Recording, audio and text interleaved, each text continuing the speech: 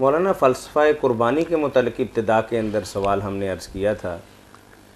فلسفہ قربانی تو سورہ حج میں اللہ نے بیان کر دیا کہ اللہ کو نہ تمہارا خون درکار ہے نہ گوشت. خون گوشت نہیں اسے پہنچتا، نہ اسے چاہیے. یہ دنیا میں رہ جاتا، تم کھا لیتے ہو، یہ لوگ کھا، اللہ کو نہیں چاہیے. ولیکن ینالہ التقوی منکم، اس کو جو چیز درکار ہے، جو دیکھتا ہے، جس پر وہ فیصلہ کرتا ہے کہ اس کی نیاز قبول ہے، یعنی وہ تو تمہارے اندر کا تقوی. تم کتنا اللہ سے ڈرتے ہو، تمہارے اندر اللہ کی شکر گزاری کا کتنا جذبہ.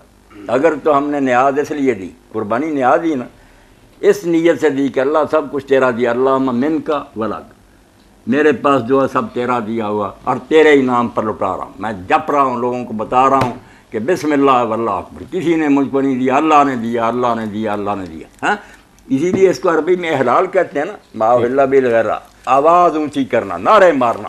یہ آرام سے نہیں، شور ڈالنا چاہیے. کیا ہے؟ قربانی ہے بھائی، اللہ کی دیں گے، اللہ کا نام جو اس کا اعلان ہو تو اللہ کہتا پھر تو ٹھیک ہے.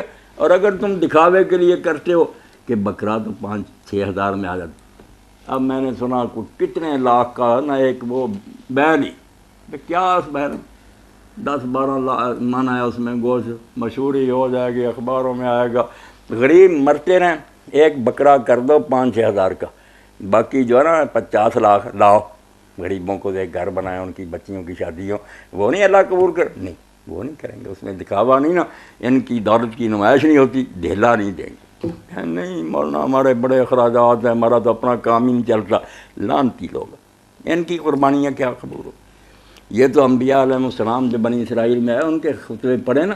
موسیٰ علیہ السلام کے بعد جو ہے جب ہماری طرح حالت ہوئی، موٹے موٹے بیل لے کر مسجد اقصیٰ میں آتے تھے.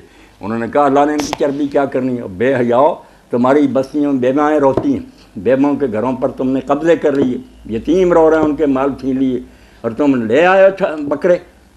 یہ اللہ تعالیٰ ان کو کیا کرے گا؟ بیلوں کو لے جاؤ، ان قربانیوں کو، خدا ناراض ہے تمہاری.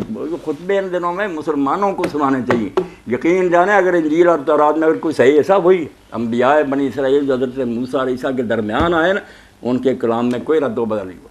اور وہ ایسا ہی تھا کہ قوم پر بس سیلاب آنے والا تھا، غرق ہونے والے تھے. اس وقت وہ چیخے ہیں کہ کیا لیے پھرتے ہو، کوئی حج کو آ جاتا ہے، کوئی قربانیاں لے، اور تمہاری بستیوں میں تو یتیم اور بیوائیں اور غریب رو رہے ہیں، تم نے ان کی چیزیں چھین لی ساری.